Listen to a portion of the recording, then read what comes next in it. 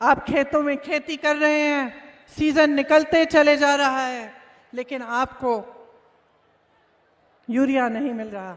जब आप यूरिया लेने के लिए जाते भी हैं तो लंबी लंबी कतारें मिलती हैं और आपको ये कहा जाता है कि पहले अपना कर्ज चुकाओ।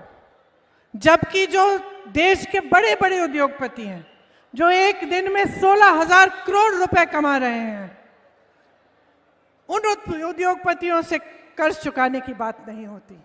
उनके कर्ज हजारों करोड़ों में माफ हो जाते हैं, लेकिन किसान से ये पूछा जाता है कि तुमने अपने कर्ज क्यों नहीं चुकाए। इसी तरह से चाहे मजदूरी देखें, चाहे हम किसी भी स्तर पे देखें, तो आपके जो जीवन के संकट हैं, जो संघर्ष हैं, उसमें आपकी सरकार ने कोई मदद नहीं की। तमाम यहाँ नौजवान बच्चे बेरोजगार हैं, सब ने पढ़ाई की, सब कि माँ बाप ने मेहनत की ताकि उनको पढ़ा के लिखा के उनका अच्छा भविष्य बन पाए। की कि नहीं बहनें? आप मेहनत इसीलिए करती हैं ना कि आपके बच्चों का भविष्य बने, आपका भविष्य मजबूत बने, लेकिन वो मौका ही नहीं मिल रहा है क्योंकि रोजगार नहीं मिल रहे हैं। जहाँ जहाँ से रोजगार आने चाहिए थे, वो बड़ी बड़ी कंपनियां अपने बड़े बड़े उद्योगपति मित्रों को सौंप दी। खेती में मिलते थे रोजगार, खेती किसानी ठप हो रही है, उससे कमाना मुश्किल हो गया है। खाद, यूरिया, सब कुछ महंगा हो गया है। पेट्रोल, डीजल, ट्रैक्टर पे जीएसटी लग गया है। मिडिल क्लास के लिए कोई आगे कोई रास्ता ही नहीं दिखता। जो सरकारी कर्मचारी हैं वो ओपीएस चिल्ला चिल्ला के थक गए, कोई सुनवाई नहीं हुई। तो आप अपने प्रदेश में स्पष्ट देख रहे हैं कि 18 सालों के राज में आपको क्या मिला। मैं यहाँ इस मंच पे खड़े होकर कह सकती हूँ कि जो आपको मिलना चाहिए था वो नहीं मिला। जो नेता सरकार चला रहे हैं वो भूल गए कि आप ही सर्वोपरि हैं। उनकी एक ऐसी आदत पड़ गई कि धर्म की बात कर लेते हैं, चुनाव के समय जाति की बात कर लेते हैं और उसके आधार पर आपका वोट मिल जाता है। काम के आधार पर वोट देना चाहिए। अगर ये सिद्ध भूमि है तो जागरूकता जरूरी है। जब आप अपना वोट डालने जाते हैं तो सोचिए आपके जीवन का अनुभव क्या है। कोई नेता मंच पे आके कुछ भी कह सकता है। आज मैं खड़ी हूं, मैं घोषणाएं कर रही हूं, मैं कह रही हूं कि कांग्रेस को समर्थन दो। कल अगर मैंने आपका विकास नहीं कराया, आपकी तरक्की नहीं कराई, मैं भी भूल गई कि कौन से वादे किए, तो मुझे भी सबक सिखाना आपका दायित्व है। अगर आप जागरूक बन जाएंगे तो जो भी नेता आपके सामने आएगा उसके मन में घबराहट होगी कि मैंने काम किया कि नहीं किया। वो घबराहट होनी बहुत जरूरी है बहनों और भाइयों, नहीं तो नेता भूल जाता है, अहंकार हो जाता है। 18 सालों से सरकार चलती चली जाती है और जनता को नकारा जाता है। अगर 18 सालों से सही नियत की सरकार होती तो आज आपका बच्चा बच्चा नौकरी कर रहा होता, उसे रोजगार मिलता। आज का किसान खुश होता जैसे छत्तीसगढ़ में है।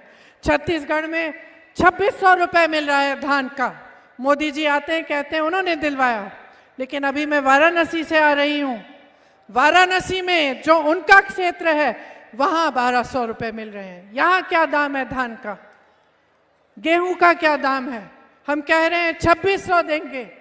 हम एक आधार पर कह रहे हैं, इस आधार पर कह रहे हैं कि जहां जहां कांग्रेस की सरकार है आज वहां पे धान का सही दाम मिल रहा है, आज वहां पे स्वास्थ्य की सुविधाएं हैं। 25 लाख तक मुफ्त इलाज हो रहा है राजस्थान में। छत्तीसगढ़ का किसान खुशहाल है। जो पलायन करके चले गए थे वो वापस आ रहे हैं, खेती करना चाहते हैं क्योंकि खेती में रोजगार बढ़ रहा है। यहाँ 7,000 से अधिक पाठशालाएं बंद हो चुकी हैं, वहाँ नई नई पाठशालाएं खुल रही हैं। हर जिले में इंग्लिश मीडियम की पाठशाला खुल चुकी है और महिलाओं को 50% उनमें आरक्षण मिल रहा है।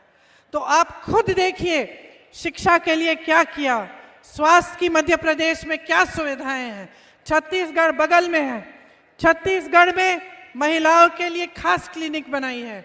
मैं ऐसी महिलाओं से मिली हूँ जिन्हें गौठान में रोजगार दिलवा दिलवा कर उनके 1 लाख से 6 लाख रुपए की आमदनी हो गई है। बड़ी बड़ी समस्याओं को इस तरह से हल किया है ताकि जनता की सुविधा हो, आप सशक्त बने। एक असली सरकार जो आपके लिए अच्छा भला चाहती है, वो आपके पैसे, आपकी संपत्ति लेकर बड़े बड़े उद्योगपतियों को नहीं देती, वो आपकी संपत्ति वापस आपके जेब में डालती है। ऐसी योजनाएं बनती हैं, जैसे यहाँ कर्ज माफी की, कर्ज, किसानों के कर्ज माफ करना शुरू किया था कांग्रेस की सरकार ने। दोबारा सरकार आएगी तो ये काम पूरा करेंगे। वो क्या है?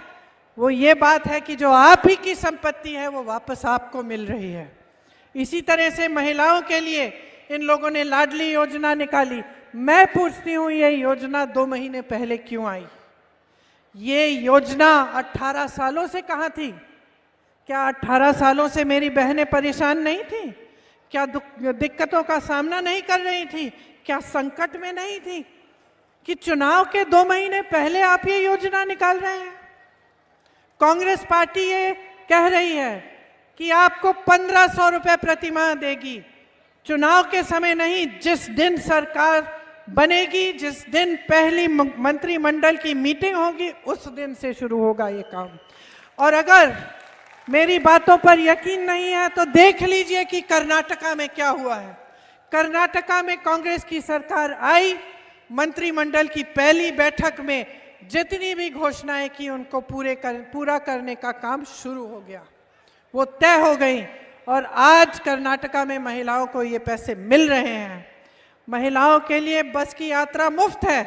यहाँ तो सरकारी बसें ही बंद हैं, यहाँ तो प्राइवेट बस में जाना पड़ता है। यहाँ इलाज करना पड़ता है बहनों तो प्राइवेट अस्पताल में जाना पड़ता है। किसके पास है इतने पैसे? कमाने का मौका तो मिल ही नहीं रहा है आपको। जहाँ से आप कमा सकते थे वो सारा ठप कर दिया। ये सरकार आपके लिए चली ही नहीं है। इस सरकार को ऐसे लोगों ने चलाया है जो आपसे खींचकर बड़े बड़े उद्योगपतियों को सींचने